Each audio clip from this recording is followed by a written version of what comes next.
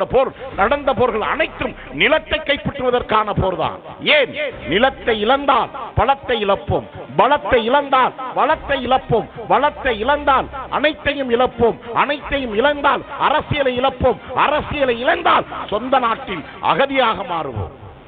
இதை எதிர்த்துதான் எங்கள் தேசிய தலைவன் பிரபாகரன் வீரம் எறிந்த விடுதலை போராட்டத்தை சிங்கள பேரினவாதத்திற்கு எதிராகவும் இந்திய பேரினவாதத்திற்கு எதிராகவும் உலக நாடுகளுக்கு எதிராகவும் 22 நாடுகளை எதிர்த்து இந்திய பெருங்கடலில் 50,000 புலிகளோடு 2009ஆம் ஆண்டு ஒரு 3ஆம் உலக யுத்தத்தை நடத்தினானே எங்கள் தேசிய தலைவன் பிரபாகரன்.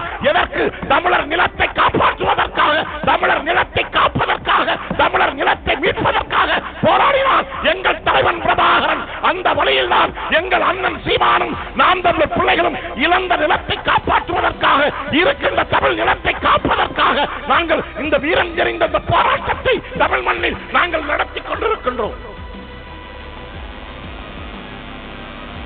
ஏன்? எல்லா நிலமும் போய்விட்டது, பறிபோய்க் கொண்டிருக்கின்றது. தமிழர் நிலம் சட்டமில்லாமல் பன்னாட்டு முதலாளிகளுக்கும் வட இந்திய முதலாளிகளுக்கும் தாரை வார்க்கப்பட்டுக் கொண்டிருக்கின்றது. பிஜேபியை எதிர்க்கின்றோம், பிஜேபியை எதிர்க்கின்றோம், பிஜேபி உள்ளே பூந்துவிடும் என்று நம்மளை ஏமாற்றி பாரதிய ஜனதா கொண்டு வருகின்ற அனைத்து திட்டங்களையும் தமிழ்நாட்டில் திணித்துக் கொண்டிருக்கின்றது, அமல்படுத்திக் கொண்டிருக்கின்றது, நிறைவேற்றிக் கொண்டிருக்கின்றது கருணாநிதியினுடைய மகனுடைய ஆட்சியில். தெரியுமா உங்களுக்கு? தெரியுமா உங்களுக்கு? இதோ சென்னைக்கு பக்கத்தில் காஞ்சிபுரம் மாவட்டத்தில் பரந்தூர் என்கின்ற ஒரு கிராமம் பரந்தூர்.